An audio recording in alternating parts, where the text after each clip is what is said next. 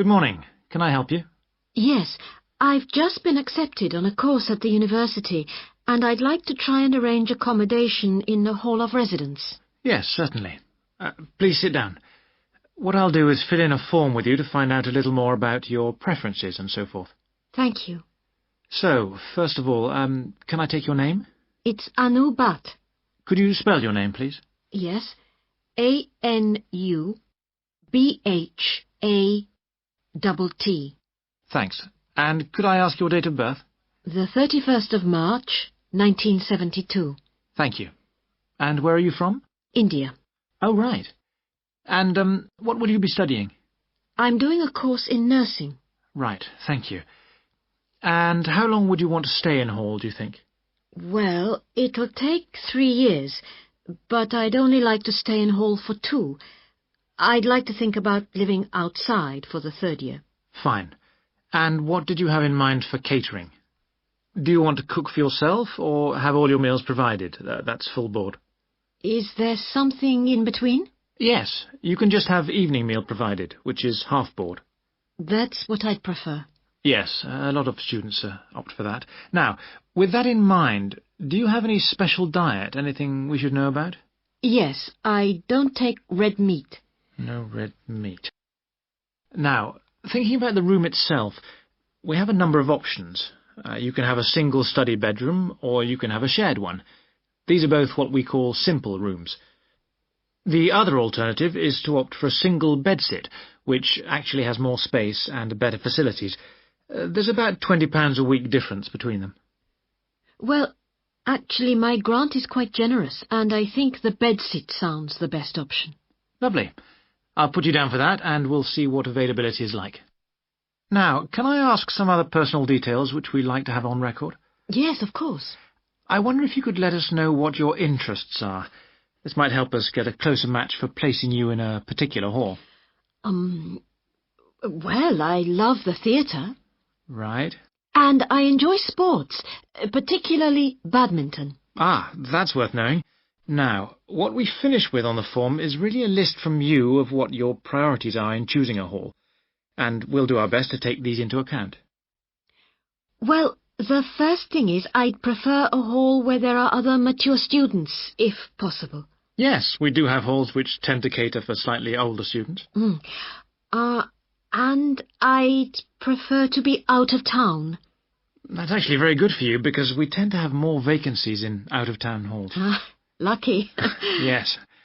Anything else? Well, I would like somewhere with a shared area, a TV room, for example, or something like that.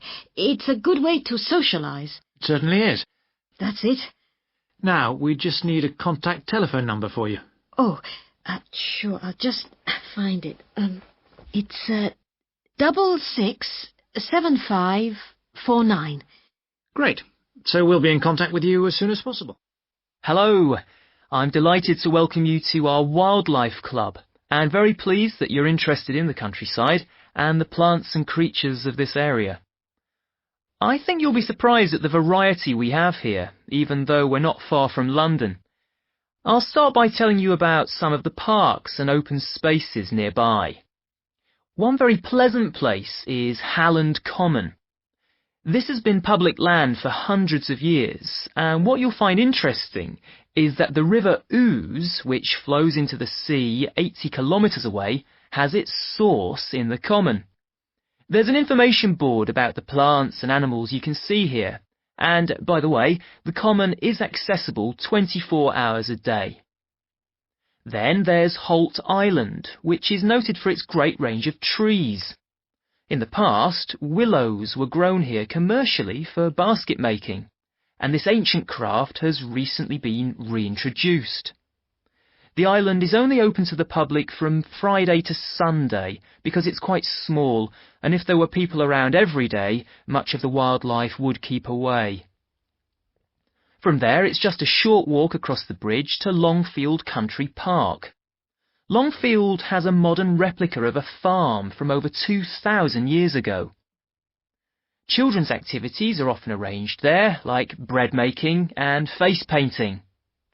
The park is only open during daylight hours, so bear that in mind if you decide to go there.